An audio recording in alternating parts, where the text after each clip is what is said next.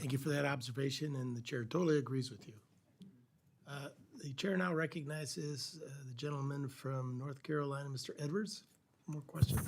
Thank you, Mr. Chair. Let's turn the conversation to technology.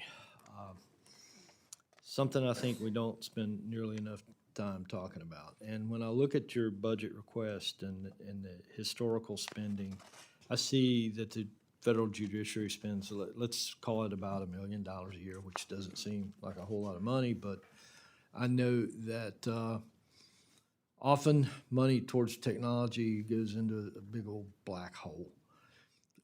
Can you tell me a little bit about how that $1 million or so is being spent? How much of that is on maintenance? How much is on new software development? The portion on new software development, how do you know we're getting our money's worth out of it? I was an appropriator for technology back in North Carolina when I served in the Senate, and I know we invested tens of millions of dollars in new development.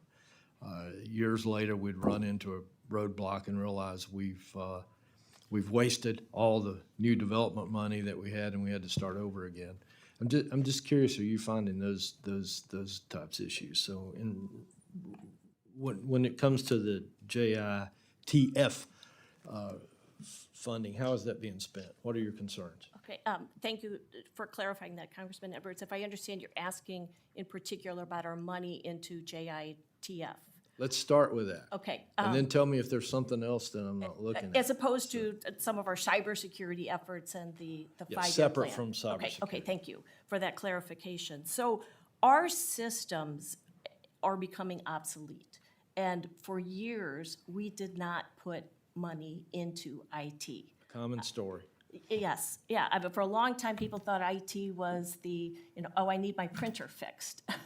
And it's changed dramatically.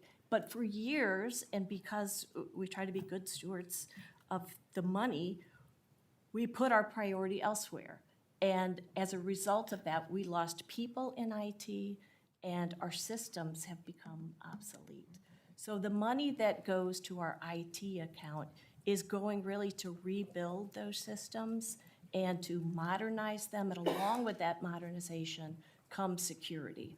Part of that money goes to bringing on and keeping IT personnel, which is, as you probably know, very hard to do because a lot of IT personnel can earn a lot of money if they go outside of the government. And so trying to keep those people is very important to us. But we really depleted our IT to a large extent in terms of personnel, and we've been trying to increase that because it's essential to keeping our systems secure and modern. I will, Mr. Chair, I'm going to submit some written questions. I'd like to understand more about the investment in IT and where you see the future. But let's shift to AI now. Where does artificial intelligence fall into the overall platform or plans for the federal judiciary?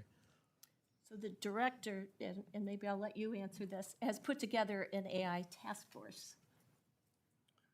Recently, and it's directed both at the ways in which AI can be of benefit to the justice system and in ways to prevent it from being destructive. And so the task force consists of gifted people across the country identifying the AI issues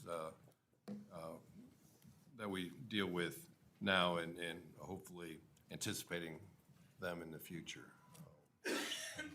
That task force has been recently comprised, and we look forward to learning a lot through it. Will you be sharing the results of that task force with this committee? Be glad to, yes, sir. That'll be one of my requests in my written follow-up. Thank you, Mr. Chair.